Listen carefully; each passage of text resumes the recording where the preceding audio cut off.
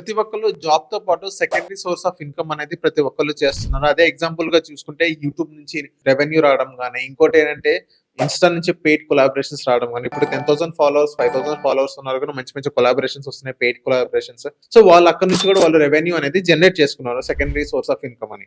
So, ఇక్కడ గనుక మీకు ఒక చిన్న హ్యాక్ చెప్తాను. ఆ హ్యాక్ ఏంటంటే సో, రెవెన్యూ వచ్చిన తర్వాత ఆ రెవెన్యూ అనేది డైరెక్ట్ మన బ్యాంక్ అకౌంట్ గాని, మన ఫోన్‌పే గాని, యూపీఐ గాని అక్కడ వాళ్ళకి ట్రాన్స్‌ఫర్ చేస్తారు.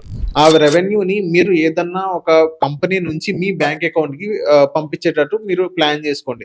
ఎందుకంటే కంపెనీ నుంచి మన బ్యాంక్ అకౌంట్‌కి వస్తుందంటే అది సాలరీ కింద కన్సిడర్ చేస్తారు కాబట్టి, సో సాలరీడ్ ఎంప్లాయీస్‌కి బయట చాలా లోన్స్ గాని, ఇంకోటంటే క్రెడిట్ కార్డ్స్ గాని అలా చాలా ఇస్తూ ఉంటారు. సో దాని ద్వారా ఏంటంటే మనకి సిబిల్ స్కోర్ అనేది మనకి పెరిగిద్ది. ఇంకోటేంటంటే మనకి లోన్స్ కూడా చాలా ఇవ్వడానికి ముందుకొస్తారనమాట.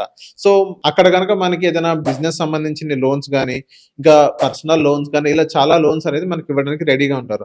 అదే యూట్యూబ్ రెవెన్యూ అనేది లేకపోతే ఇన్‌స్టాగ్రామ్ పెయిడ్ కొలాబరేషన్ అనేది కంపెనీ నుంచి కాకుండా డైరెక్ట్ మన బ్యాంక్ అకౌంట్‌కి వస్తే అప్పుడు మనకంటే ఎటువంటి లోన్స్ అనేది ఇవ్వడం జరగదు. ఏ బ్యాంక్ అయినా సరే, ఎన్‌బీఎఫ్‌సి అయినా గాని ఎలాంటి బ్యాంక్స్ అనేది అలాంటి లోన్స్ అనేది ఇవ్వడం జరగదు. సో మీరు ఎటువంటి ఇన్‌కమ్ అయినా గాని కంపెనీ నుంచి మీ బ్యాంక్ అకౌంట్ ట్రాన్స్‌ఫర్ చేసుకున్నట్టు చూడండి.